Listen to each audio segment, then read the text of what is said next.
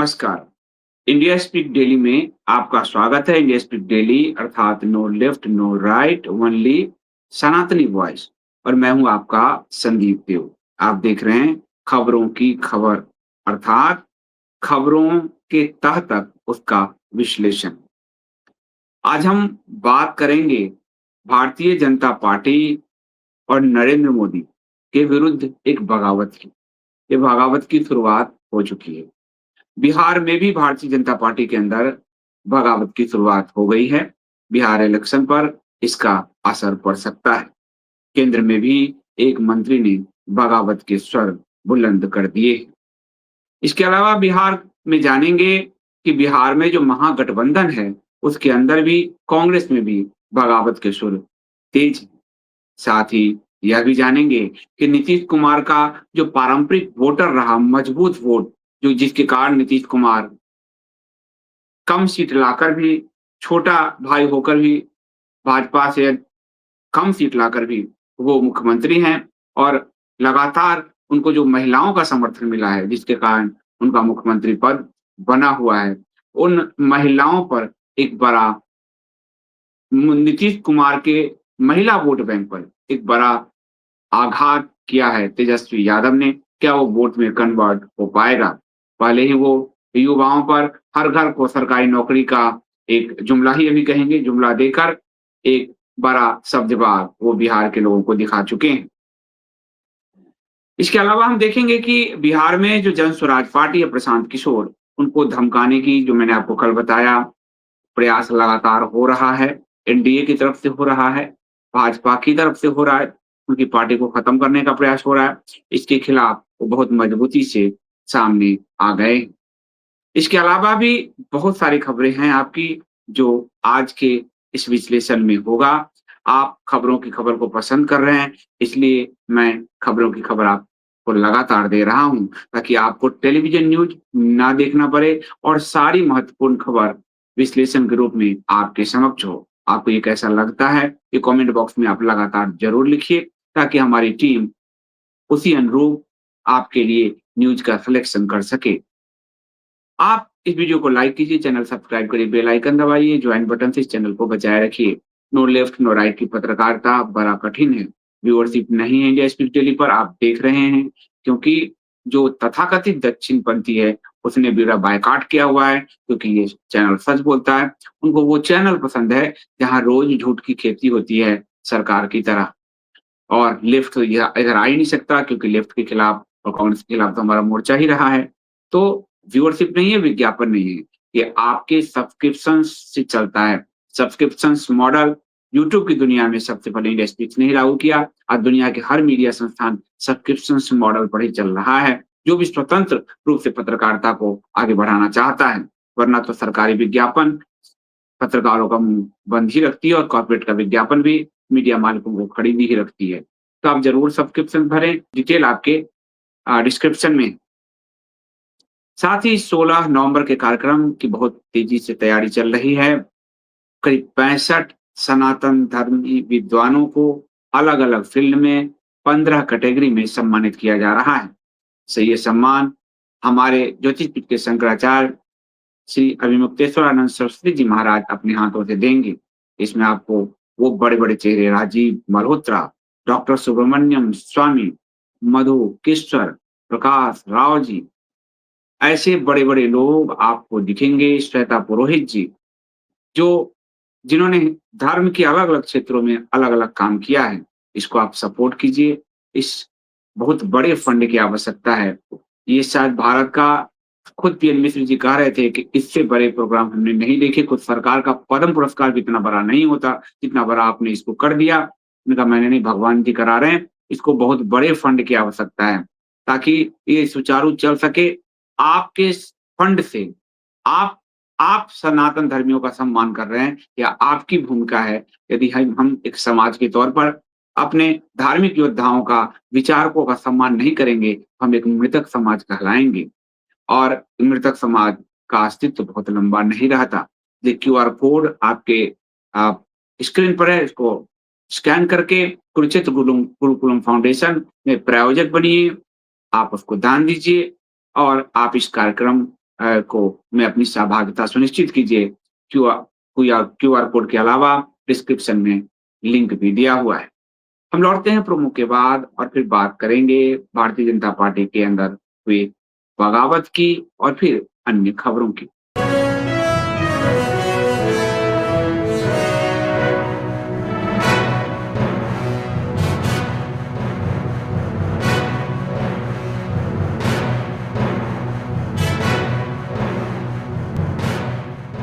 तो चलिए सबसे पहले हम भारतीय जनता पार्टी में जो बगावत के स्वर उभरे हैं, उस पर मैं आपको बताना चाहूँगा। ये स्वर आर.के. सिंह के रूप में बिहार भाजपा के अंदर उभरा है। आर.के. सिंह आपको ध्यान होगा, इस पर मैंने एक पूरा लेख दिया है, मिंटू आपको दिखाएगा। जिसमें मैंने आपको कहा था कि आर.के. सिंह वो है जो गृह सचिव रहे चिदम्बरम के समय, सुशील कुमार शिंदे के समय यूपीए सरकार में, और हिंदू आतंकवाद की अवधारणा गढ़ने के लिए भारतीय जनता पार्टी ने एक तरह से उनको जो अब सर्कमस्टांसेस जो एविडेंस दिखा रहे हैं कि भाजपा ने ही उनको कहा था, जिसके कारण हिंदू आंदोलित हो, उद्वेलित हो और फिर यूपीए सरकार के खिलाफ वोट करे। राजकुमार सिंह, आर.के. सिंह ने ये काम किया। उस समय 10 हिंदुओं के नाम उन्होंने बाहर निकाले और कहे ये विभिन्न बम धमाकों में लिप्त रहे, ये आरएसएस से जुड़े हैं। इसका हिंदू आतंकवाद के रूप में भाजपा ने प्रचार किया और फिर भाजपा के पक्ष में हम आप हिंदू एकजुट हुए कि यूपीए हम लोगों को आतंकवादी कहती है और हमने इनको वोट किया।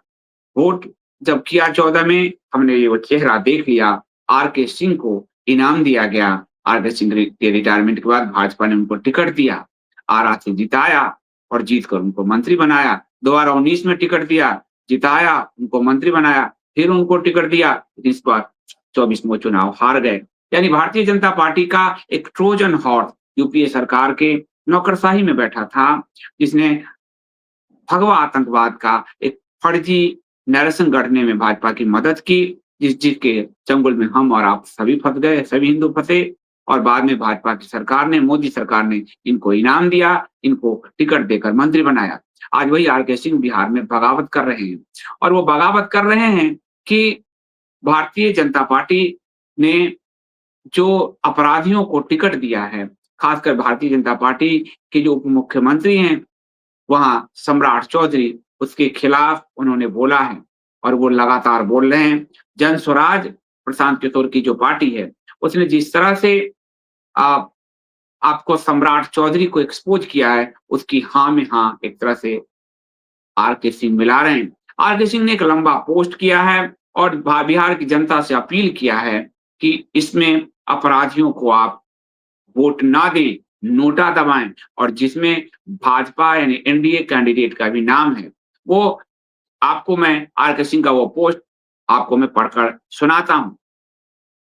सभी बिहार वासियों को मेरी ओर से दीपावली की हार्दिक शुभकामनाएँ। आप सभी सपरिवार स्वस्थ रहें, सुखी रहें, खूब तरक्की करें, ईश्वर से ऐसी कामना करता हूँ।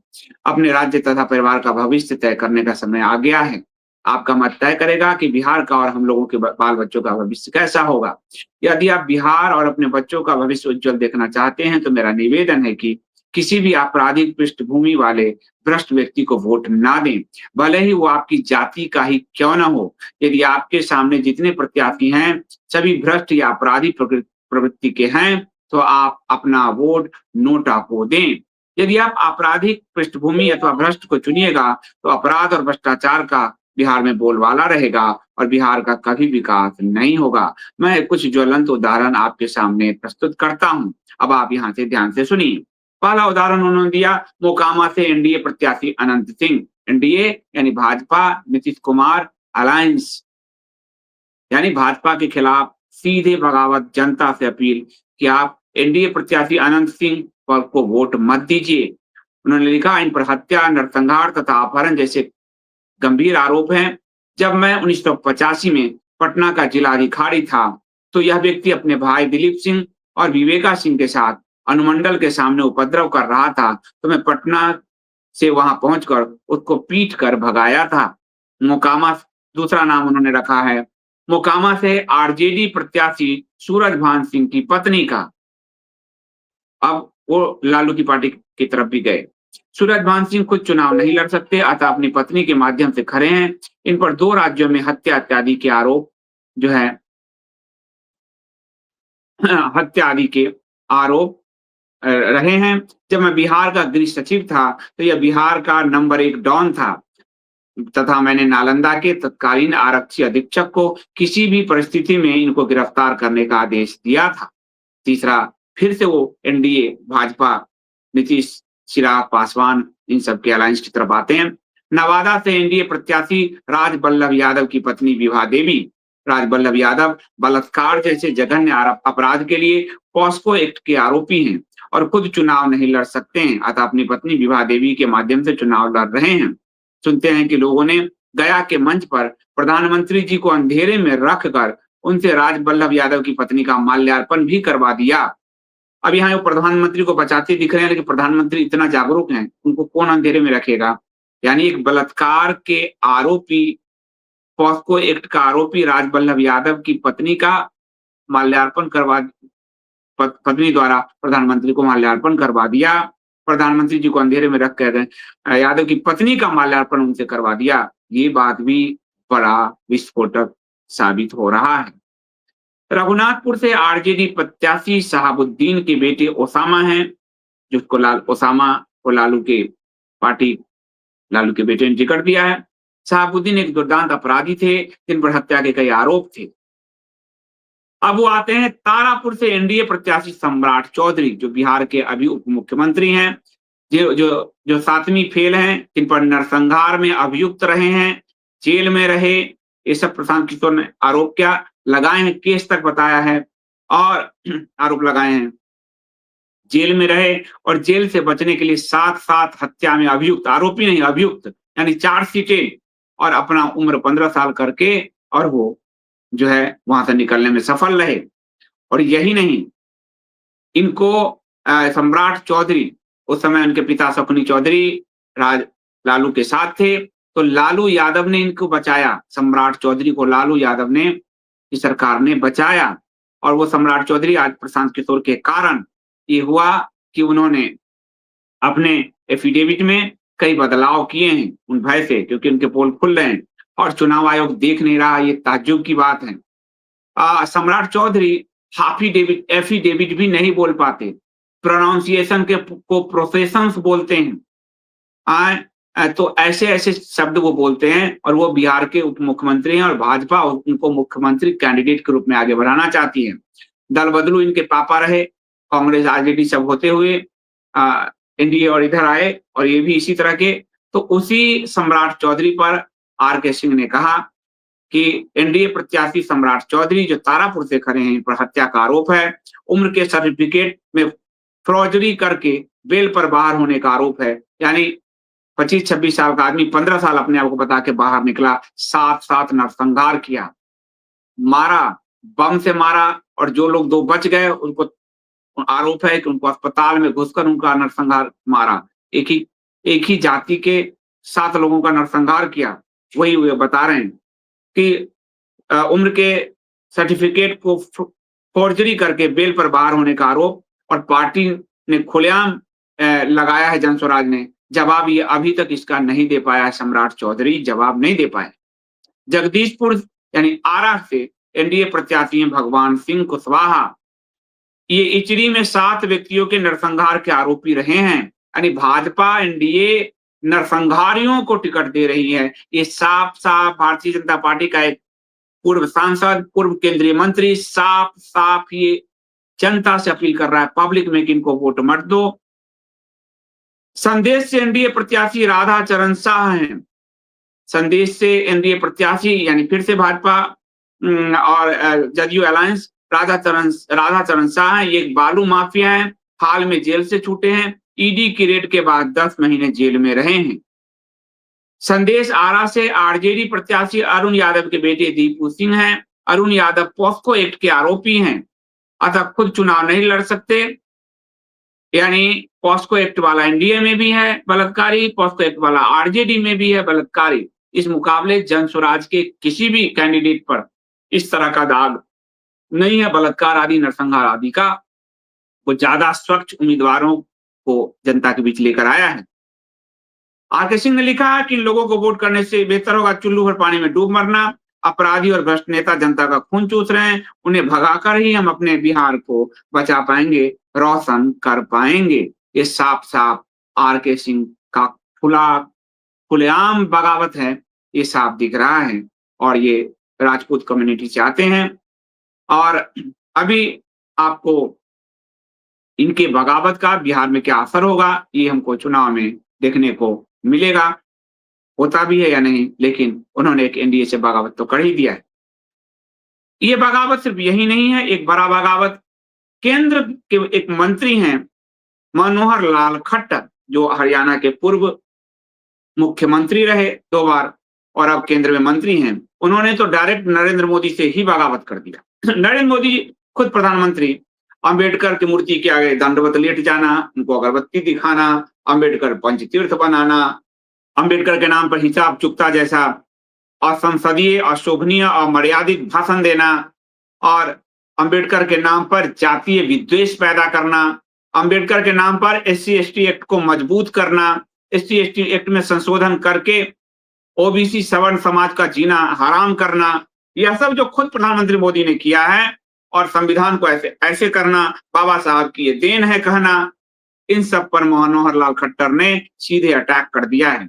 उन्होंने कहा संविधान अंबेडकर ने अकेले नहीं लिखा था, इसे लिखने का एक लंबा इतिहास है। अंबेडकर को जबरदस्ती संविधान लिखने का श्रेय दिया गया। मनोहर लाल खट्टर ने स्पष्ट कह दिया, ये साफ साफ भाजपा, संघ और नरेंद्र मोदी के खिलाफ बगावत है। अभी अभी संघ प्रमुख संघावत, मैं उसका नाम नहीं लेता हूं क्योंकि उसका नाम भगवान का नाम है और महाभारत में उसने समलैंगिकता ढूंढने का, अपने मानसिक विचलन का जो है प्रकटीकरण किया। महाभारत में समलैंगिकता ढूंढने का जो है झूठ फैलाकर उसने भी कहा कि अंबेडकर तो हिंदू धर्म को जोड़ रहे थे, ये सभी अंबेडकरवादी भी बन गए नवबौद्धवादी। मनोहर लाल खट्टर ने, अब शायद मनोहर लाल खट्टर कुछ दिन बाद साइड कर दिए जाएं, जैसे मुख्तार अब्बास नकवी किए गए। उन्होंने कहा जो गौमांस खाएगा, शंकराचार्य जी, अभी मुक्तेश्वरानंद सरस्वती जी महाराज ने इस वीडियो में इसका उल्लेख किया, जो गौमांस खाएगा वो पाकिस्तान जाए। उनको मंत्री पद से हटा दिया गया और जिसने कहा हाँ मैं गौमांस खाता हूं, उसको मंत्री बनाया गया, उनकी जगह यानी किरण रिजिजू को बनाया गया। तो अब मनोहर लाल खट्टर शायद मंत्रिमंडल में कुछ दिन बाद हटा दिए जाएं। जो आप देखेंगे अरुण शौरी जैसे पत्रकार जिन्होंने फॉल्स गॉड जो अंबेडकर को लेकर जो झूठी नरेशन उस पर किताब लिखी थी, जिसके कारण भाजपा ने उनसे किनारा कर लिया था, आज अब मनोहर लाल खट्टर ने साफ कह दिया कि अंबेडकर ने संविधान का निर्माण अकेले नहीं किया, लिखने की लंबा इतिहास है। अब मोदी और एनडीए सरकार अपने इस मंत्री के साथ क्या करती है, ये देखने की बात होगी। आगे कुछ अन्य खबर पर मैं चलूं। आपको कल मैंने बताया था कि कैसे प्रशांत किशोर की पार्टी जन स्वराज को तोड़ने का प्रयास हो रहा है। 3 जगह से उनके कैंडिडेट को बैठा दिया गया और वो सारे कैंडिडेट खुद गृह मंत्री सेटल कर रहे थे। फोटो भी प्रशांत किशोर ने बाहर किया। गृह मंत्री अमित शाह के साथ बैठक, एक साधारण उम्मीदवार की धर्मेंद्र प्रधान जो मंत्री हैं केंद्रीय, उनके साथ बैठक। ये साफ दिखाता है कि भारतीय जनता पार्टी का केंद्रीय नेतृत्व जन स्वराज से डर चुका है। उसके वोट कट सकते हैं, इसलिए वो जन स्वराज के जो उम्मीदवार हैं उनको बैठाने, डराने, धमकाने, खरीदने में पूरी तरह से जुटा है। फोटोग्राफ सामने आ गए। इसी पर प्रशांत किशोर का एक बयान बड़ा वायरल है। वो कह रहे हैं 14 तारीख को परिणाम आएगा, दूध का दूध और पानी का पानी हो जाएगा। ये एनडीए जो माहौल बनाने का प्रयास कर रहे हैं कि हम लोग डरने वाले हैं, हम डरने वाले नहीं हैं। प्रशांत किशोर और जन स्वराज के साथी किसी से डरने वाले नहीं हैं।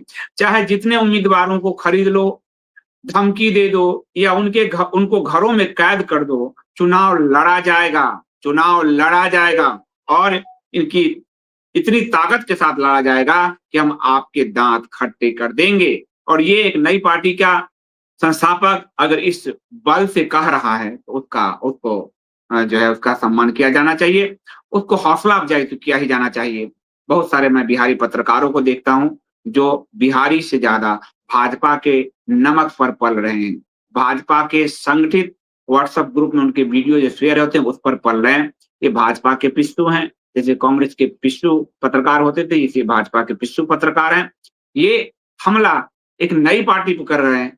वो तो अभी जवाबदेही नहीं है, वो तो नया चुनाव अभी लड़ रहा है। जवाबदेही तो नीतीश और मोदी हैं, लेकिन उससे जवाबदेही माँग रहे हैं।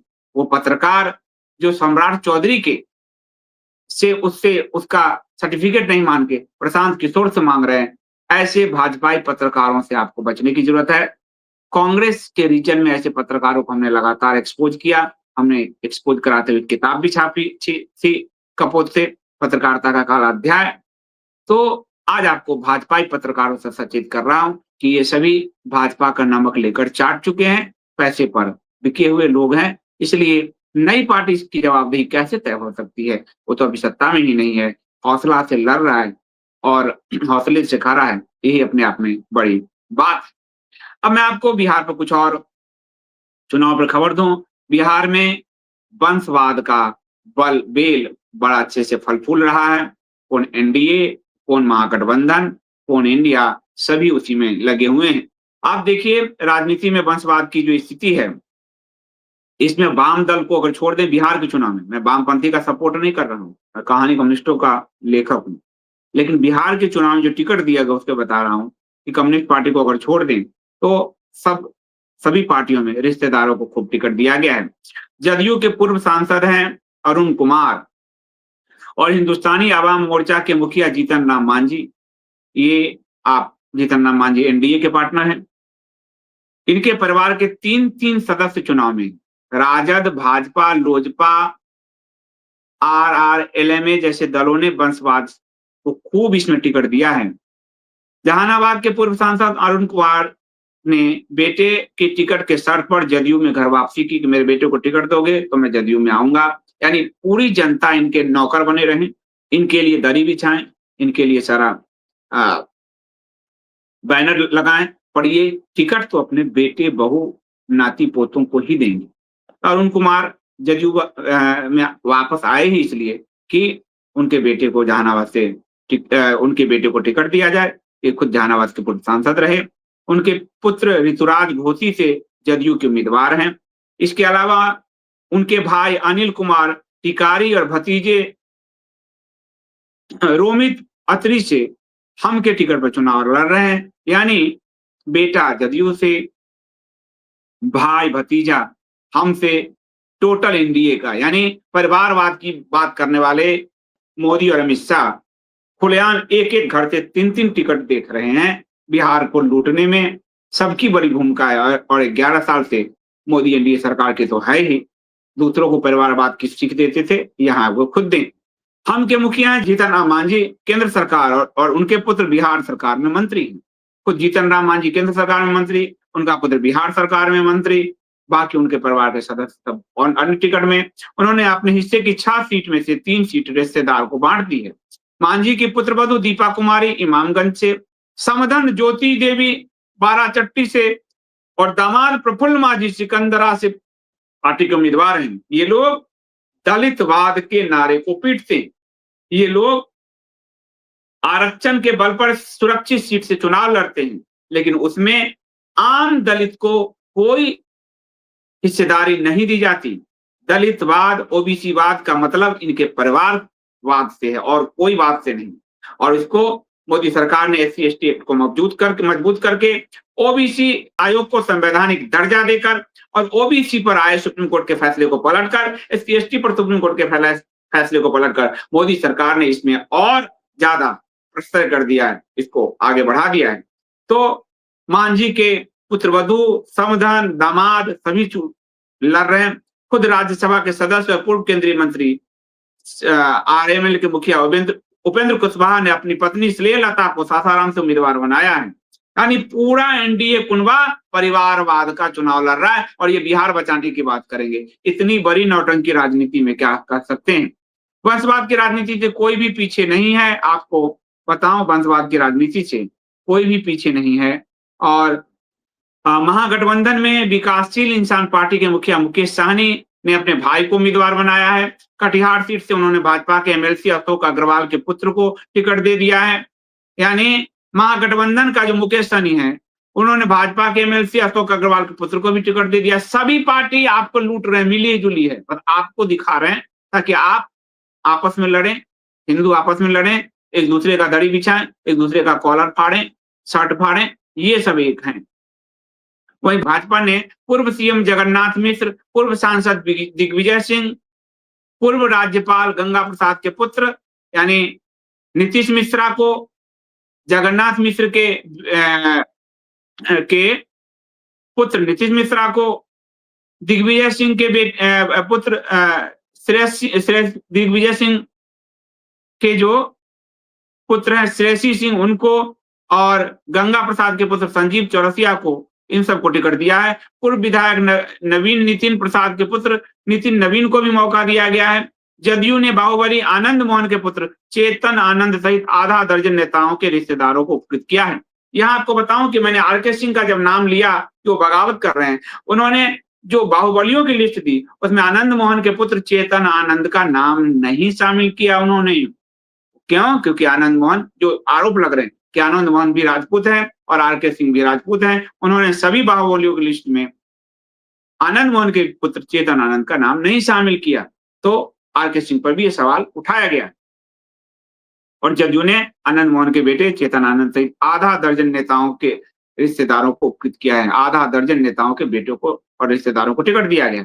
लालू परिवार से वर्तमान में उनकी पत्नी राबड़ी देवी, एमएलसी पुत्री मीसा भारती, सांसद पुत्र तेजस्वी यादव और तेज प्रताप यादव विधायक हैं। इस चुनाव में राजद ने पूर्व बाहुबली सांसद तहाबुद्दीन के पुत्र ओसामा, पूर्व सीएम दरोगा राय प्रसाद की पोती करिश्मा राय और तेजस्वी यादव को उम्मीदवार बनाया है। पार्टी से निष्कासित होने के बाद लालू के ज्येष्ठ पुत्र तेज प्रताप यादव ने एक अलग पार्टी बनाया है और वो खुद भी महुआ से लड़ रहे हैं। इसके अलावा राजद के पूर्व सांसद शिवानंद तिवारी सहित कई नेताओं के पुत्रों को चुनाव में जो है ये अवसर दिया गया है। तो आप समझिए कि क्या भाजपा, क्या जदयू, क्या लालू, क्या कांग्रेस, सबने मिलकर अब रिश्तेदारों को टिकट जम के बांटी है।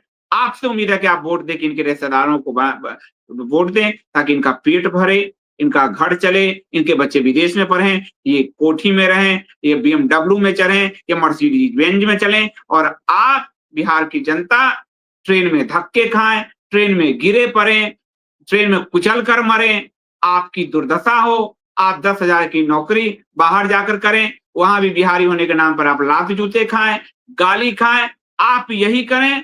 आपके बच्चे पढ़े नहीं, बेरोजगार रहें, आपके बच्चे जो है वो मजदूरी करें, इनके बच्चे विदेश घूमें और ये आपको SC ST OBC के नाम पर आपसे वोट लें। ये पूरा खेल है। राजनीति के खेल को सिर्फ जनता पलट सकती है और यह तब संभव है जब जनता अपने लिए सोचे, नेताओं और उनके परिवार, उनके बच्चों, बहुओं के लिए ना सोचे।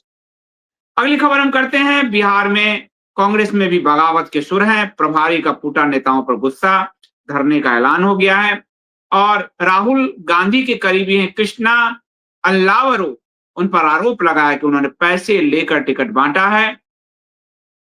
इस मामले में राजस्थान के जो पूर्व मुख्यमंत्री हैं अशोक गहलोत, उन्होंने वो गए हैं बिहार और उन्होंने लालू और तेजस्वी से मुलाकात की है। राजद के और उनके बीच जो टिकट को लेकर घमासान है, उस गतिरोध को खत्म करने का प्रयास किया है और उन्होंने मुलाकात की वहां जाकर सीधे जो है। और बिहार में जो है आपको टिकट बंटवारे से नाराज नेताओं ने धरना देकर कांग्रेस पर पैसे लेकर टिकट बांटने का आरोप लगाया है और ये सब जो है आपको सदाकत आश्रम के बाहर धरना प्रदर्शन, उपवास का ऐलान किया है। तो कांग्रेस में भी बगावत चरम पर है। उसके बाद आपको बताऊं कि नीतीश के वोट बैंक पर तेजस्वी ने एक दोहरा हमला किया है। टिकट के बाद जो जीविका दीदियों को अस्थायी नौकरी का ऐलान किया है और इससे भाजपा बेचैन हो गई है। अभी जो हर परिवार से एक नौकरी देने की जो बात थी, वैसे हर परिवार से नौकरी कैसे दे पाएंगे तेजस्वी यादव भगवान जाने, लेकिन भाजपा को बहुत चुभा है क्योंकि भाजपा मानती है कि रबड़ी बांटने में सिर्फ उसका एक अधिकार है। वो 10,000 रुपया दे, जस्टिफाई है, वो कुछ भी करे जस्टिफाई है, दूसरा करे तो उस पर वो हमला करती है। तो भाजपा ने बेरोजगार को 1,000 रुपये हर महीने वेतन भत्ता देने की बात की, 10,000 रुपया 75 लाख महिलाओं के अकाउंट में डाले हैं।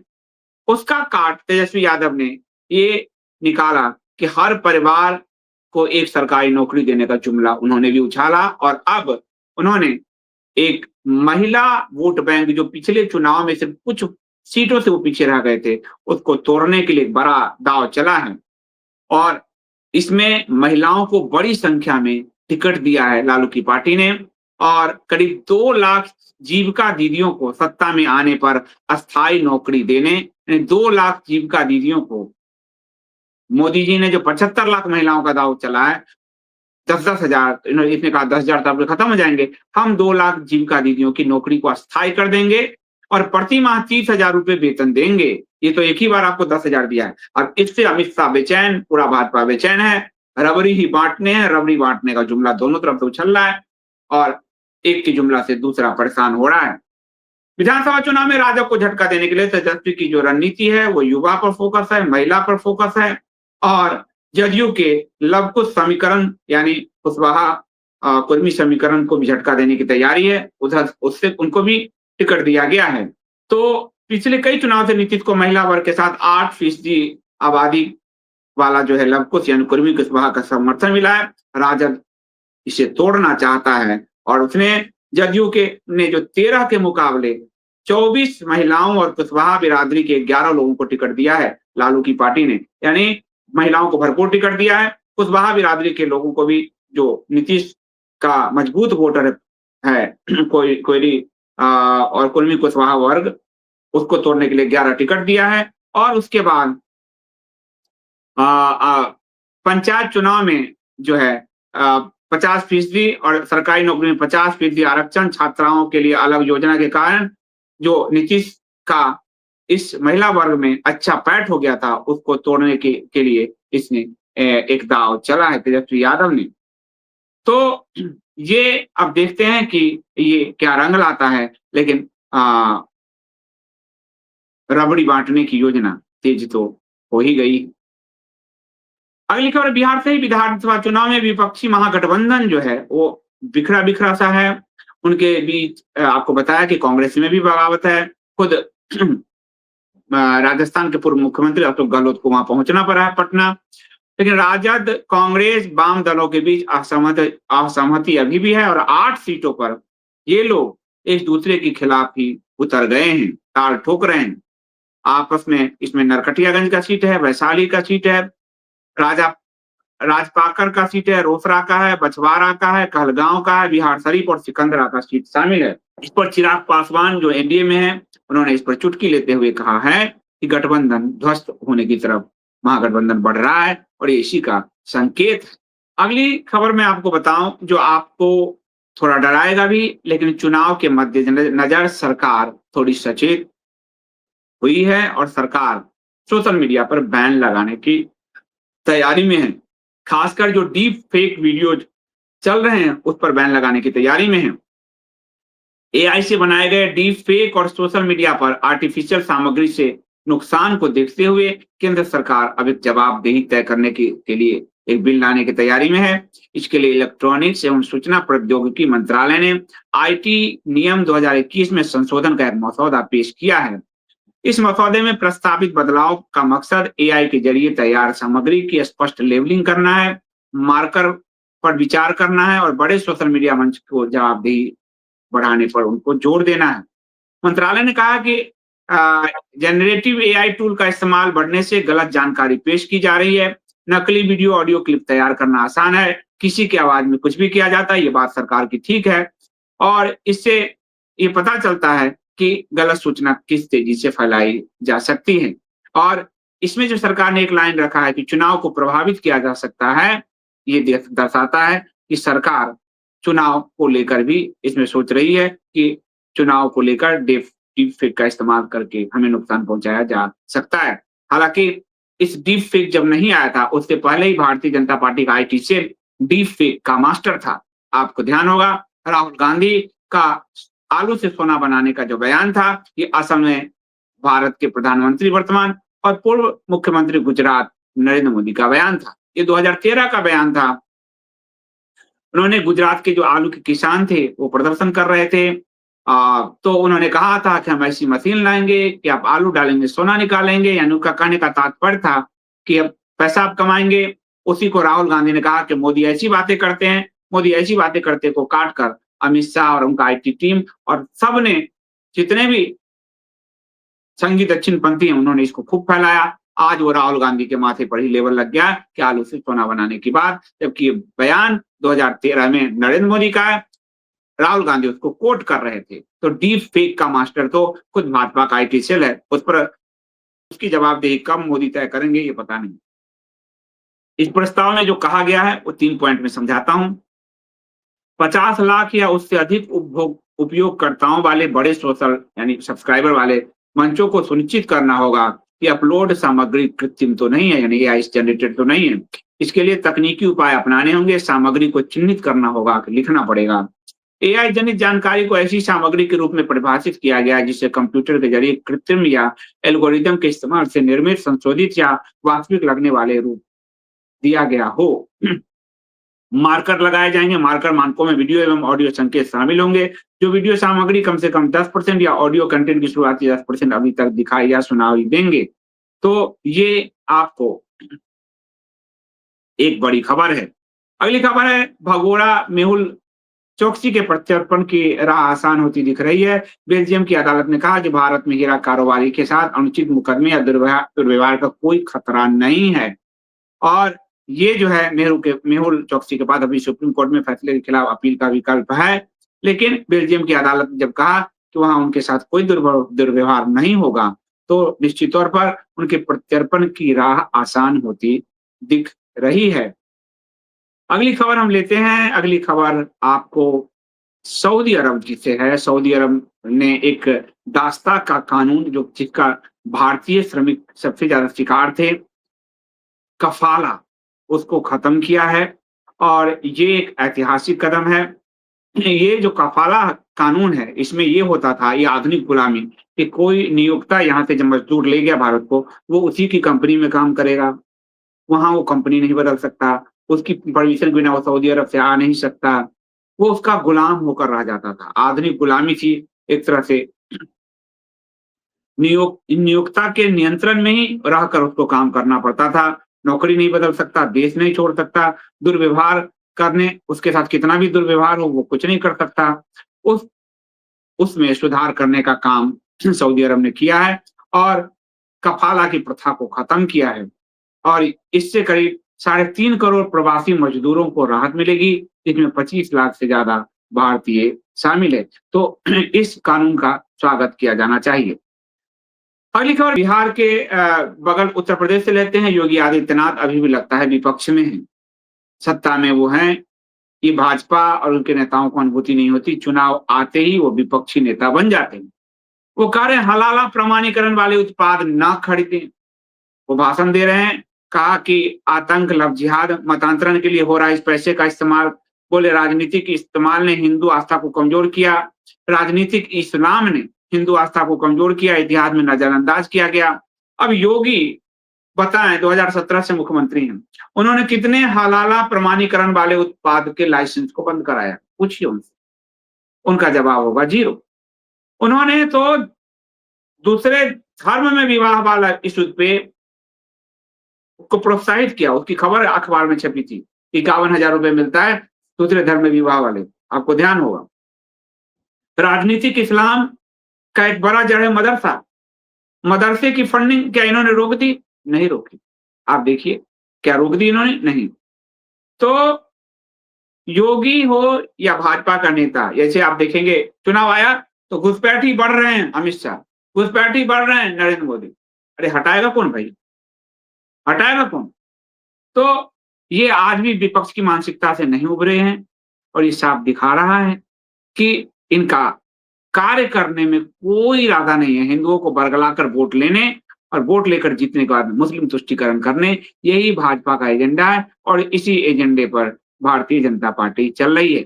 जाते-जाते आपको एक खबर और दे दूं, बिल गेट्स जो हमारे प्रधानमंत्री नरेंद्र मोदी जी के यार हैं, यार और जिनकी कंपनी का कोविड के समय जो वैक्सीन था कोविशील्ड, उसको भारत में सबसे ज्यादा लोगों को लगवाया गया।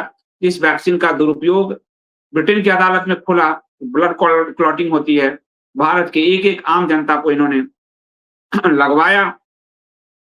कोविशील्ड और कोविशील्ड की कंपनी का यहाँ जो पार्टनर था, आपको पूना वाला, उसके कंपनी से 50 करोड़ की फंडिंग ली भाजपा ने, जो इलेक्ट्रल बॉन्ड में खुला।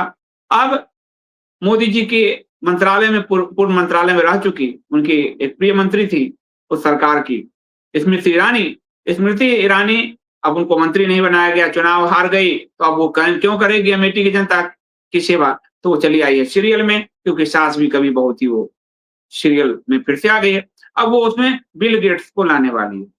यानी मोदी जी का यार सब जगह कैसे पहुंच रहा है, आप देख लीजिए। सास भी कहीं कभी बहू थी में माइक्रोसॉफ्ट के साथ संस्थापक बिल गेट्स वर्चुअली नजर आने वाले हैं। तो अब ये नौटंकी आप लोग देखने के लिए तैयार रहिए। एक और लास्ट खबर है, अनुसूचित जातियों को कैसे हिंदुओं से काटा जा रहा है, इस पर सुप्रीम कोर्ट का एक फैसला है। सुप्रीम कोर्ट ने दोहराया है कि हिंदू उत्तराधिकार अधिनियम 1956 अनुसूचित जनजातियों पर लागू नहीं होगा। यानी एसटी को हिंदुओं से अलग साफ करने में सुप्रीम कोर्ट की भी भूमिका तय ही है। जस्टिस संजय करोल और जस्टिस प्रशांत कुमार मिश्र की बेंच ने हिमाचल प्रदेश हाईकोर्ट के उस फैसले को खारिज कर दिया, जिसमें कहा गया था कि राज्य के जनजातीय क्षेत्रों में बेटियों को संपत्ति का अधिकार हिंदू उत्तराधिकार कानून के तहत मिलेगा, न कि परंपरागत जनजातीय रिवाजों के अनुसार। सुप्रीम कोर्ट ने कहा कि हाईकोर्ट का यह निर्देश जो है हिंदू उत्तराधिकार अधिनियम की धारा 2(2) के खिलाफ है। इस धारा के अनुसार यह अधिनियम किसी भी अनुसूचित जनजाति के सदस्य पर तब तक लागू नहीं होगा जब तक केंद्र सरकार राज्य पत्र में अधिसूचना जारी कर ऐसा निर्देश ना दे। यानी केंद्र सरकार, सुप्रीम कोर्ट सभी की यही मंशा है लगातार, ये सिर्फ इसी सरकार की नहीं, उससे पहले की भी लगातार, कि अनुसूचित जनजाति यानी एसटी को एक अलग धर्म ही बना दे, हिंदुओं से काटने की तरफ ये लोग आगे बढ़ रहे हैं। तो ये बड़ा ही खतरनाक है। जेनजी पे जब बात अभी पूरी दुनिया में हो रही है, तो सर्बिया में भी भ्रष्टाचार के खिलाफ जेनजी ने भयंकर आंदोलन छेड़ दिया है। 400 किलोमीटर का एक मार्च निकाला है और सर्बिया में नोवी साद रेलवे स्टेशन की छत गिरने की पहली बरसी से पहले सर्बिया में जेनजी का विरोध मार्च तेज हो गया है और नोवी बाजार के स्टेट यूनिवर्सिटी के 7 छात्रों ने 16 अक्टूबर को 16 डेज फॉर 16 विक्टिम्स नाम से 400 किलोमीटर का लंबा पैदल मार्च शुरू किया। यह मार्च 1 नवंबर को नोवी साद में होने वाली बड़ी विरोध सभा का हिस्सा है, जिसमें सभी नागरिक वहां से भाग लेंगे। याद हो कि नोवी साद रेलवे स्टेशन की छत गिरने से 16 लोगों की मौत हो गई थी, जिसके कारण भ्रष्टाचार में देश उबल पड़ा था और जेनजी इसको नेतृत्व दे रहे हैं। यहाँ तो पुल गिर गया मोरवी में, तभी मोरवी की जनता ने मोदी जी को जिताया। यहाँ तो सड़कें टूट रही है, पुल धंस रहा है, ट्रेन की दुर्घटनाएं 20-21 हजार लोग मारे जा चुके हैं। वहां 16 लोगों की मौत पर जेनजी खड़ा हो गया, यहाँ 20-21 हजार लोग मारे जा चुके हैं आंकड़ों के मुताबिक इनके कार्यकाल में रेल दुर्घटना में। लेकिन कोई भ्रष्टाचार पूरा हो रहा है, लेकिन आप कुछ करेंगे, मोहन भागवत खड़े होंगे जेनजी के आंदोलन के खिलाफ बोलने के लिए। भाजपा खड़ी होगी जेनजी के खिलाफ बोलने के लिए, कहेगी विदेशी फंडिंग है। सर्बिया 16 लोगों की मौत से आहत है, यहाँ रेलवे में 21,000 लोगों की मौत पर भी प्रधानमंत्री और उनके रेल मंत्री रील बनाते हैं। ये एक बड़ा अंतर है। आज के खबरों की खबर में इतनी ही खबर ली गई है। आपको ये खबरों की खबर कैसी लग रही है अवश्य बताइएगा। मैं आपसे मिलता हूँ अगले एपिसोड में, तब तक के लिए आप मुझे अनुमति दीजिए। आपका दिन शुभ हो। जय श्री राम।